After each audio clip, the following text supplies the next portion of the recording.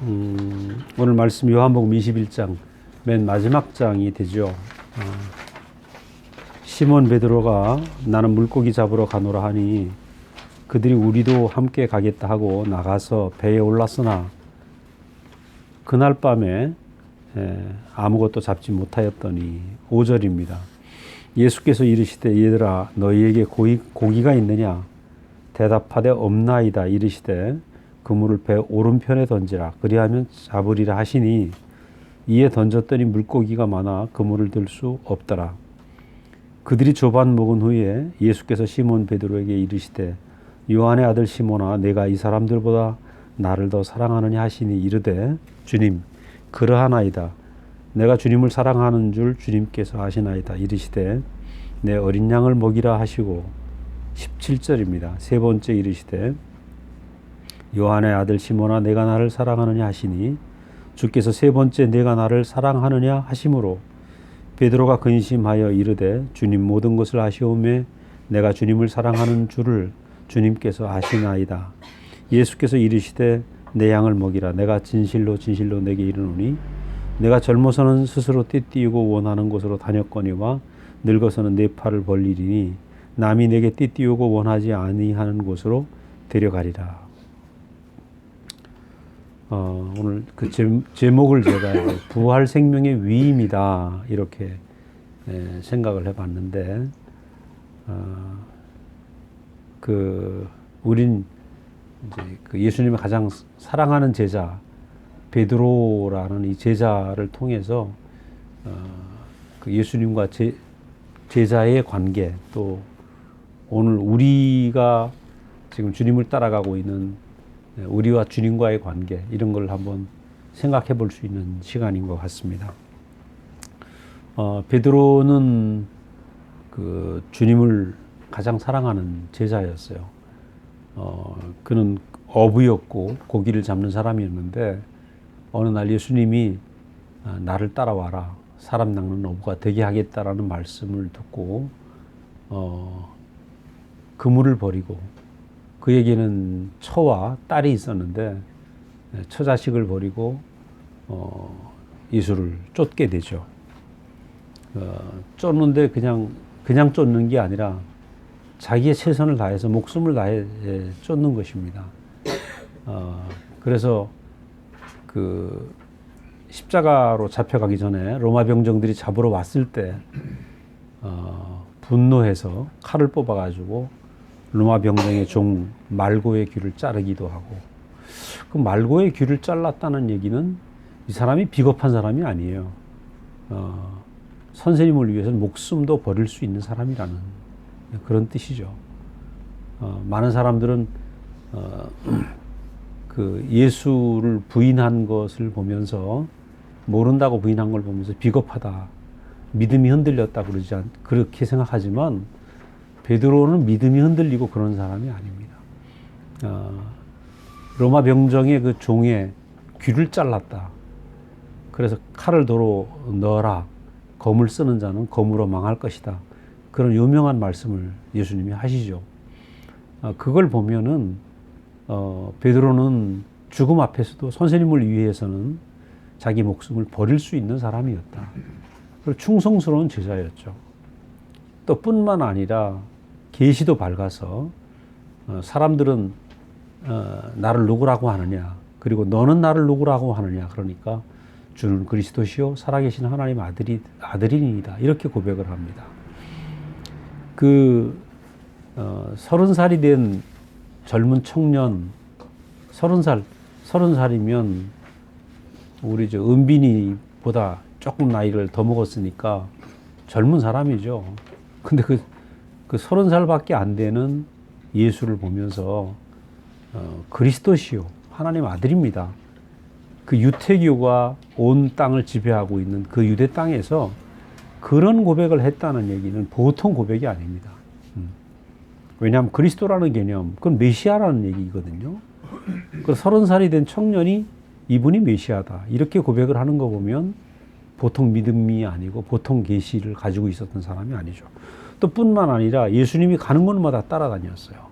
3년 동안 동고동락을 하고 같이 먹고 심지어는 변화산에 올라가서 베드로와 야고보와 요한 요 세 제자가 변화산에 가서 예수님의 변화된 모습을 보기도 하고, 뿐만 아니라 겟세마네 동산에서 십자가를 앞에 두고 심히 고뇌하는 중에 나와 함께 기도하자, 그렇게 예수님은 짐을 함께 나누기를 원할 수 있는 마음을 깊이 나누는 그런 사이였다. 그러니까 이 보통 관계가 아니죠. 그런데 그 예수님의 어떤 분신과도 같은 그런 베드로가 예수님이 십자가에 가신 그 길을 도저히 이해할 수 없는 거죠. 왜냐하면 어쩌면 그동안에 그 베드로는 그물을 버리고 가족을 버리고, 생각을 해보세요. 매일 그물코를 깁고 비린내 나는 생선을 취급하던 그 천한 어부에서 그 예수를 따라왔는데, 그야말로 엄청난 기적을 베풀고 있는 예수 앞에 수많은 군중들이 따라다니고 자기는 그의 수제자가 되니까 자기 인생은 완전히 업그레이드 된 거죠. 그래서 이제 대박 날 거다. 그렇게 자기 인생에 대한 엄청난 희망을 가지고 어깨에 힘이 들어가는 이제 그런 삶을 안 살았겠습니까? 그런데 이제 그런 정말 잘 나가는 그런 상황인데 예수님이 나는 십자가로 간다, 난 아버지께로 간다 하는 그 예수님의 길 앞에서 도저히 이해할 수가 없는 거죠. 왜 죽어야 되는가? 지금 너무 잘 되고 있는데 왜 죽어야 되는가? 그러니까 그 예수가 가는 길을 알 수 없었다는 거죠. 예수의 운명, 이 예수의 운명의 길을 알 수 없었다. 그래서 그는 재판받는 재판정까지 따라가서 그 사람들 속에 숨어서 내가 그렇게 좋아했던 예수님이, 모든 걸 버리고 따라온 예수님이 도대체 왜 죽어야 되는가? 저분이 도대체 어느 길로 가는가? 그 길을 이제 알고 싶은 거죠. 그래서 화롯불 옆에 불을 쬐면서 그 옆에 기다리고 있었는데, 그때 사람들이 묻지 않습니까? 너도 그와 한패 아니냐? 그때마다 베드로는 난 아니다. 여러 가지 마음이 있었을 거예요. 그러나 대표적으로는 진짜 자기는 예수를 모르겠는 거죠. 그래서 세 번째는 어느 계집종이 네가 그와 한패 아니냐 또 물었을 때 결단코 아니라고 하면서 누가복음에 보면 밖에 나가 통곡을 했다고 그래요. 왜냐하면은 예수님 뭐라 하냐면 베드로가 얘기를 합니다. 십자가로 간다고 하니까 선생님 그런 일이 있을 수 없습니다. 내가 죽는 데까지 따라가겠습니다. 지옥에까지 따라가겠습니다. 이런 마음이죠. 그때 너는 나를 넘어지게 하는 자로다 이렇게 얘기를 하시면서 사탄아 뒤로 물러가라 그렇게 얘기를 해요. 그러니까 이 수제자를 보고 지금 사탄이라고 얘기를 하죠. 왜? 예수님은 지금 가야 될 길이 있는데 그 길을 방해를 하니까. 그러면서 예수님 뭐라 하냐면 내가 닭이 울기 전에 3번 날 부인할 거다.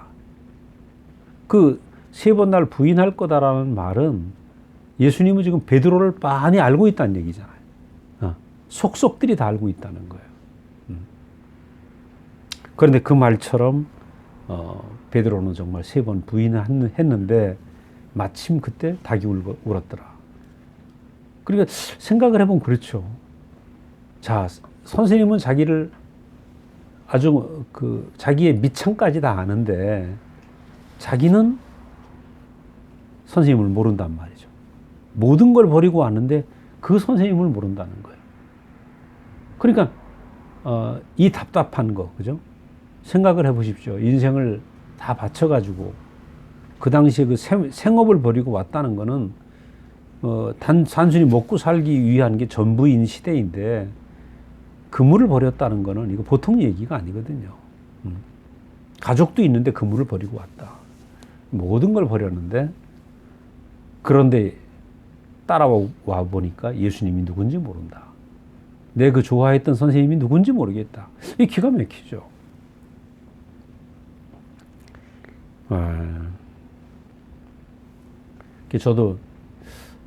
저도 제가 우리 목사님을 그때 25에 만나서 정말 하늘이 열렸어요. 새 하늘이 열려서 제 인생에서 제가 그때 목회의 길을 가려고 생각을 하고 있었는데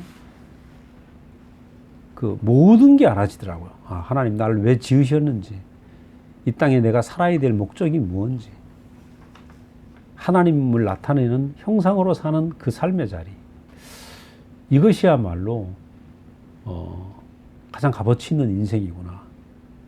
그래서 목사가 되는 게 중요한 게 아니라 내가 하나님이 나를 지으신 그 참 목적대로 사는 그 사람, 온전한 하나님의 형상으로 사는 그 자리가 내가 사는 이유구나. 그거보다 더 영광된 자리가 없구나. 그것을 알게 되었어요. 그때까지 나는 4년 동안 캠퍼스에서 이 민족을, 이 대학생들을 하나님께 올 수 있도록 내 인생을 바치겠습니다. 그리고 살았거든요. 근데 정작 나는 복음은 전했지만 내가 누군지 몰랐다는. 복음 전하는 일 말고 알고 보니까 내가 예수를 깊이 몰랐고, 내가 누군지 몰랐고, 하나님 나를 어디로 부르시는지 몰랐다는 거죠. 근데 목사님 만나고 나서 내가 너무 좋았어. 그 모든 게 다 보이니까. 존재의 목적과 존재의 이유가 보이니까 하늘이 그냥 뻥 뚫리더라고요. 그렇구나. 내가 사는 이유가 하나님을 나타내는 형상의 자리가 내가 사는 이유구나. 그리고 이제 너무 좋았는데 와서 제가 이제 회사를 사표를 내고 대구 내려와서 살면서 이제 결혼을 하고 내 나름대로 열심히 살았죠.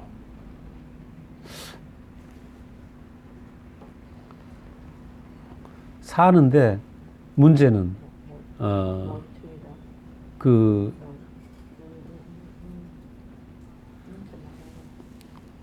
결국은 이제 복음은 전하는데 열심히 주의 일을 하는데 목사님은 사람을 살리는데 나는 사람을 죽이더라고요. 내 옆에 있는 사람이 안식할 수 없는 거죠. 그래서 나는 도대체 뭐 하는 사람인가? 나는 예수가 복이라고 얘기하는데 나 자신은 복이 나오지 않는 사람인 거예요. 그래서 결국은 나는 사람을 살릴 수 없는 사람이구나. 옳은 얘기는 하는데 사람을 살릴 수 없는 사람. 그러니까 내가 전하는 복음이 뭔지 모르겠더라고. 그래서 저는 그 대학교 4년을 예수 전하는 게 내 인생의 최고라고 생각했거든요. 우리 형제 자매들도 많이 그 길을 살아봤겠지만, 그리고 목사님을 만나서 천하에 없는 말씀을 듣고 왔는데 내 자체가 복음이 안 되는 거예요. 내 자체가. 그리고 복음에 대해서는 알아. 복음에 대해서는 아는데 내 자체가 내 안에서 복이 나오는 사람이 안 된 거예요. 그래서 나는 우편 배달부만 한 거죠. 우편 배달부. 예수 믿으면 이렇게 복받아. 천국 가고 죄 용서받고, 또 우리 목사님 만나고 나선 이 말씀을 들으면 편안해질 거야. 근데 정작 내가 편안을 주는 사람이 돼야 될 거 아니에요. 그죠? 예수 믿으면 편안해져. 이게 아니고 오늘 내 자신이 안식이 된 사람이 돼야 되고 내 자신이 편안한 사람이 돼야 되는데, 나는 옆에 있는 사람, 우리 자매하고 이렇게 살다 보니까 평안을 주는 사람이 못 되더라고요. 그러니까 내 존재 자체가 가짜구나. 내가 드러난 거죠. 저는 이게 몇 년을 거쳐서 이 어둠이 있었어요. 보이질 않으니까. 그러니까 정말 이 베드로가, 이때 고기 잡으러 간 베드로가 있잖아요. 부활한 예수님을 보고 나서 그랬거든요. 이 장면을 보면 세 번째 부활한 예수님을 만나는 장면이거든요. 이미 다락방 안에서 또 만났고, 무덤가에서 만났고, 이렇게 만났는데, 부활한 예수님을 봤는데도 불구하고, 베드로는 아직도 예수를 모르겠는 거예요. 그래서 바닷가에서 매일 밤마다 그것도 친구들하고 제자들하고 같이 그 출신들이 비천하죠. 다 어부 출신이니까. 부활한 예수를 만났음에도 불구하고 고기를 잡고 있어야 되는 그 답답한 심정, 그죠? 그 저도 목사님 만나고 제가 그때 그 대구에서 이제 야간 고등학교 교편을 잡고 있었는데 하루는 그 수업을 들어가는데 성당, 대구에 보면 계상 성당이라고 있어요. 성당 저녁 미사 종소리가 들리는데 난 고향이 강원도 춘천이고 지금 대구 내려와서 내가 너무 좋아하는 목사님 만나서 대구를 내려왔는데 내가 지금 뭐 하고 있는 거지? 그때 나는 온통 막 그 교직에 있으니까 이 옳게 복음이 알긴 아는데 이 내가 깊이 이걸 나로 알아지지 못하니까 내가 너무 답답한 거예요. 그러니까 오로지 이 베드로처럼 고기 잡는 일밖에 할 수 없는 그래서 직장 생활만 한 거죠. 근데 성당에 그 미사 저녁 종소리를 들으면서 내 가슴이 눈물이 핑 돌더라고요. 야, 저는 그때 생각을 하면 부활한 예수를 만났음에도 불구하고 그 예수가 누군지를 몰라서 밤바다에서 잡히지도 않는 그물질을 하고 있는 그 베드로를 제가 이렇게 내 모습으로 생각할 수밖에 없어요. 너무 깜깜하니까. 근데 그 생각을 해보십시오. 천하에 없는 선생님을 만나고 3년을 살았는데 그분이 누군지를 몰라. 그분이 누군지를 몰라서 또 바다에서 그물질을 하는 고기가 잡혀도 만족이 안 됐을 거예요. 근데 이제 그날 밤에 한 마리도 못 잡고 밤을 새우다시피 한 거죠. 그런데 그때 선생님이 나타난 거죠. 자, 그러면 여기에서 우리는 왜 베드로는 그 예수를 알아볼 수 없었는가? 문제는 선악과를 먹은 본성 때문이라는 겁니다. 선악과를 먹은 본성을 가지고 예수를 따라왔어요.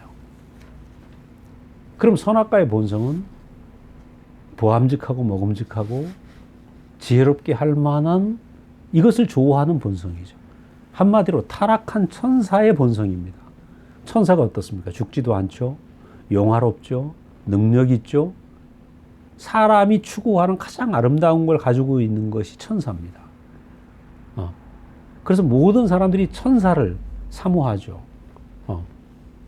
이 천사가 타락을 한 사탄이 됐는데 그 사탄이 내밀은 그 열매. 그러니까 예수를 만나는데 나를 따라오너라 사람 낚는 어부 되게 하겠다라는 예수를 만나는데 그 예수를 보면서 무슨 생각이 들었겠어요? 예수 안에서 천사와 같은 것을 찾아내고 있는 거죠. 아닌 게 아니라 예수를 따라가는데 기적이 일어나고 사람을 살리고 그죠? 5,000명을 먹이고 이런 역사를 보니까 맞구나. 내 예상이 틀리지 않았어. 로또 맞았어. 그 선생님이 내가 12명 안에 뽑히다니. 그리고 나는 수제자라니. 그죠? 그러니까 뭐 대박난 인생이죠. 자, 베드로의 최선을 다해서 선생님을 따라갔는데 베드로는 예수 안에서 그 천사의 속성, 그죠? 위대한 능력, 이것만 좋아했다는 거죠. 근데 예수님 어떤 분인가? 예수님은 인생이 누군지를, 사람이 누군지를 보여주려고 오신 거죠. 왜냐하면 아담이 사람의 자리를 이탈했기 때문에. 사람의 자리가 원래 어떻습니까? 하나님의 형상으로 하나님의 마음을, 하나님의 성품을 받아서 나타낼 수 있는 그릇이란 말이죠. 그러니까 사람은 딴 건 못해도 마음을 나타내는 나도 귀신입니다. 요즘 오늘 오다가도 얘기를 했지만 기술 발달이 너무 해서 사람이 가지고 있는 생각들을 다 기계로 만들어내요. 그죠? 로봇으로 만들어내고 우리 자매도 완전한 자율주행차 나오면 그때 차 사야지 그래. 주차까지 다 해주는 놈. 그때까지 건강할지 모르겠는데. 그러니까 사람이 생각에 있는 걸 다 형상으로 만들어냅니다. 사람은. 자기 마음을 형상으로 표현해내요. 똑같이 하나님의 마음도 완전히 표현할 수 있는 형상이 사람이라는 거죠. 그래서 사람이 위대한 존재라는 것은 왜 위대하냐? 문명을 만들었기 때문이 아니라 하나님의 마음을 인격으로 완전히 표현할 수 있는 존재. 이게 사람의 탁월한 점인 거죠. 그런데 이 하나님을 표현할 사람이 내 뜻대로 살겠다. 내가 천사가 되어야 되겠다라는 선악과를 먹었기 때문에 오늘 예수를 따라왔던 베드로도 예수 안에서 천사와 같은 속성만 좋아하고 있는 거예요. 그런데 예수님은 자기를 오해하고 있는 이 사람들 앞에서 자기의 진실을 보여주려고 하기 위해서 십자가로 가지 않을 수 없는 거죠. 십자가는 결국 어떤 겁니까? 내 뜻대로 말고 아버지 뜻대로 하옵소서 하는, 아버지의 뜻에 매달리는, 아버지의 뜻에 순종하는 참 사람의 모습. 이게 십자가잖아요. 그러니까 십자가로 가는 그 예수를 보니까 알 수가 없죠. 왜냐하면 위대한 예수 안에는 내 뜻이 이루어질 수 있을 것 같아. 그죠? 저 위대한 예수를 따라가면 내 뜻이 이루어질 거야. 내 꿈이 이루어질 거야 생각을 하는 거죠. 그러니까 사실은 예수가 하나님 아들이라는 말이 나왔을 때 온 이스라엘이 관심을 가졌을 거예요. 우리의 모든 뜻이 이루어질 사람.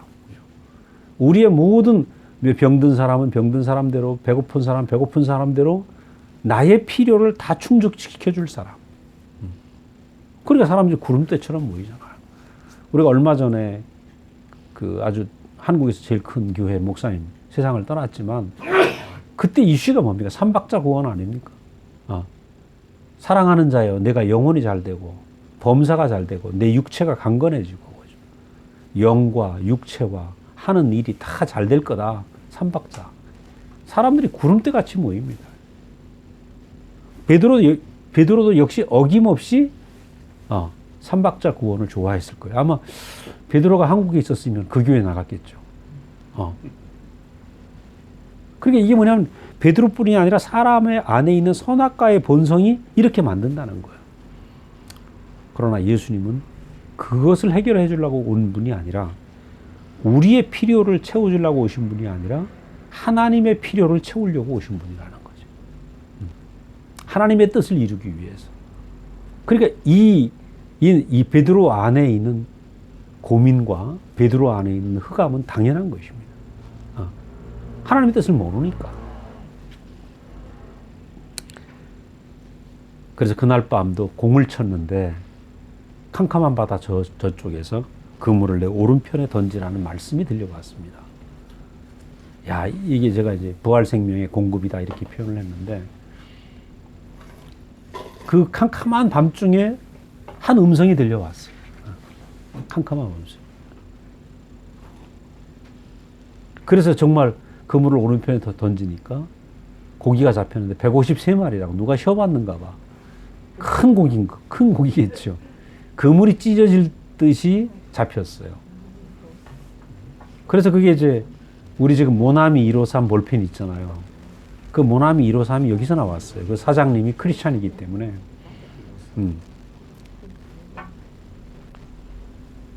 자, 그러니까 참 이상하죠. 그 캄캄한 밤중에 어떤 들려오는 음성 하나가 귓전을 때렸는데 그 말씀에 의지해서 움직여 보니까 뭔가 잡히는 거죠. 그 우리는 귀가 열려야 된다. 말씀이 들리는 귀. 그죠? 그래서 그 아론이라는 첫 번째 그 대제사장이 위임식을 하는데 제사장이 되는 날 어떤 일이 있냐면 순양을 잡아서 순양의 피를 귀뿌리에 바르고 오른 귀죠. 오른 귀에 바르고 오른 손가락에 바르고 오른 발가락에 바르는 의식이 있습니다. 말하자면 세상 얘기를 안 듣고 하나님 말씀만 듣는다 이거죠. 그러니까 우리가 세상에 두 가지 말이 있습니다. 세상의 말과 하나님 말씀이 있는 거죠. 전쟁입니다, 전쟁. 베드로는 그동안에 뭘 살았는가? 베드로는 자기가 세상 말을 듣고 살다가 예수를 만난 거예요. 그러니까 지금 이 혼돈 가운데 있는 거죠. 자기 아는 세상의 말씀이 가득 차 있는데, 예수를 3년 동안 만나서 뭔가 듣긴 들었는데, 이게 지금 혼동 상태인 거예요. 그러니까 여러분 지금 교회 생활하고 이 말씀을 들으면 이 전쟁입니다. 말씀의 전쟁이에요. 세상의 모든 말은 뭐냐 하면 네 뜻대로 할 수 있어. 너 천사처럼 될 수 있어. 이게 세상의 말입니다. 네가 하나님처럼 살 수 있어. 그러니까 나는 하나님이 아니야 하면서도 내 안의 본성은 내 맘대로 살려고 하는 본성이 있다는 거예요. 그런데 예수님의 말씀은 뭡니까? 아버지 뜻대로 하옵소서. 그 사람이 살아야 될 인생의 참 자리를 예수님이 그 길을 가신 거 아니에요. 그러니까 예수님의 말씀을 들었지만 베드로 안에는 혼란이 생긴 거죠. 지금. 캄캄한 거죠. 근데 그 혼란 중에 캄캄한 중에 귓전을 때리는 예수의 말씀이 다시 들려오는 겁니다. 그래서 우리가 결국 말씀을 듣는 것이 너무 중요하죠. 말씀을 안 들으면 내 안에 이 선악과의 말씀이 씻어질 수가 없어요. 말씀을 끊임없이 들어야만 내가 예수를 새롭게 알고 예수를 안다는 건 바로 나를 알아가는 것이거든요.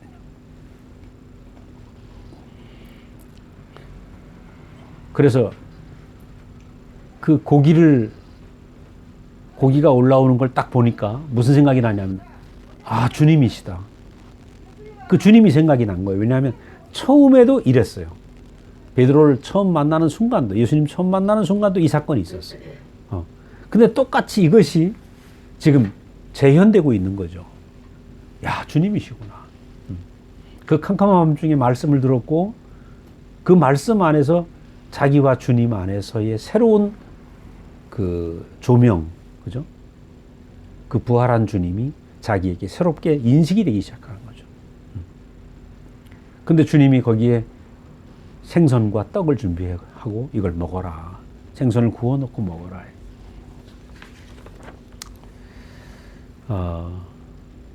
결국 주님은 왜 다시 오셨는가?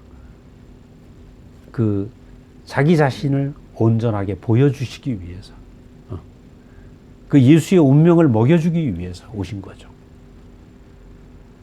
그래서 성경을 보면 온통 먹는 얘기입니다. 요한복음 2장에 가나의 혼인잔치에서 맹물을 포도주로 바꾼 사건이 나오죠. 그 다음에 요한복음 5장에 보면 벳세다 광야에서 보리떡 5개하고 물고기 2마리로 5,000명을 먹인 사건이 나옵니다. 그럼 왜 물로 포도주를 바꾸고 보리떡을 먹이고, 그죠? 오늘 여기서 다시 조반을 먹이고 최후의 만찬은 뭡니까? 떡과 포도주를 먹이고. 왜 먹이는 얘기를 하는 거예요? 아까 처음에 말씀드렸죠. 선악과의 본성을 가진 이 사람은 본성이 바뀌어야 되는데 본성이 바뀌려면 믿기만 하면 안 됩니다. 오늘 내가 예수를 믿습니다. 예수를 아무리 믿어도 본성이 바뀌질 않아요. 그게 문제죠. 죄를 회개를 했어. 회개를 했는데 또 죄를 짓는단 말이에요, 자꾸. 왜 자꾸 죄를 짓는가? 본성의 문제라는 거예요, 본성의. 그래서 요한복음 초반에는 믿어라라는 말이 나와요. 그러나 5장 이후부터는 먹고 마시라는 얘기입니다, 계속. 먹고 마시라는 것은 그 다른 음식을 먹어야 어때요? 음식에 있어서 내 체질이 바뀔 거 아닙니까? 즉 선악과의 본성을 가지고 있는 이 체질이 예수의 그 운명을 먹다 보면 나도 모르게 생명과의 본성으로 바뀐다는 거예요. 아버지 뜻대로. 그래서 여러분 이 진주교회는 진주연합교회는 뭐가 다른가? 믿음 얘기 믿으라 소리 잘 안 합니다. 먹으라 소리 많이 하죠. 왜냐하면 나도 모르게 먹다 보면 본성이 바뀌어요. 어떻게? 뜻대로 하옵소서. 아버지 뜻대로 하옵소서. 가정으로 가면 자매 뜻대로 하옵소서. 형제 뜻대로 하옵소서. 그러니까 믿는 세계에서 더 발전된 거죠. 이렇게. 아무리 믿어도 죄가 끝나지 않아요. 왜냐하면 내 뜻대로 살으려면 계속 죄를 짓거든요. 근데 아버지 뜻대로 하옵소서 하는 양식을 먹다 보면 나도 모르게 아버지 뜻대로 하옵소서 하는 게 체질이 된단 말이죠. 그 체질이 뭐냐? 바로 예수 체질인 거죠. 아주 쉽죠. 그러니까 앉아서 말씀만 듣고 살다 보면 생활하다 보면 여러분 체질이 바뀔 겁니다. 제가 되더라고요, 제가. 근데 체질이 바뀌는 데는 시간이 좀 걸리겠죠. 끝없이 먹어야 되겠죠. 그죠? 예수님 지금 오신 것은 바로 아버지 뜻대로 하옵소서 하는 그 예수의 운명. 우리가 이제 운명이라는 단어를 잘 알아요. 운명이니까 뭐 사주팔자 얘기하나? 토정비걸 얘기하나? 이토정 선생이 저희 조상이거든요. 우리 집안 어른인데 그런 토정비결 얘기도 아니고 사주팔자 얘기도 아니고 운수 얘기도 아니에요. 사람에게 정해진 길이 있다. 그걸 한국말이 좋은 표현이 운명이라는 사람의 운명. 사람에게 정해진 길이 뭐냐? 아버지 뜻대로 아버지를 나타내는 사람의 형상, 하나님의 형상. 그게 사람의 운명이고 예수의 운명이었다. 그러니까 오늘 예수를 우리가 그리스도는 누구냐? 이 되게 중요합니다. 이번 주에 제가 말씀을 보면서 여호수아 말씀을 보면서 목사님 그런 말씀 하셨더라고요. 사도 바울의 행전은 알아. 사도 바울이 어디서 뭘 했고 어디서 뭘 했고 이거 행전은 알아. 근데 사도 바울이 누군지를 모른다는 거예요. 예수님이 어떤 분이야 그러면 줄줄줄 말할 수 있어요. 베들레헴에서 나시고 뭐 어떻게 돌아가시고 다 아는데 예수가 누군지 모른다는 거예요. 무슨 일을 하시고 무슨 일을 하셨는데 예수가 누군지 모른다는 거예요. 그럼 예수가 누구냐? 그걸 알아야 되죠. 예수라는 이분의 구성 요소, 이분의 성분, 그죠? 그 성분이 뭐냐? 아버지 뜻대로 하옵소서 하는 것이 예수의 성분이라는 거예요. 그 성분을 대표적으로 얘기하고 있는 게 십자가에 뛰어내린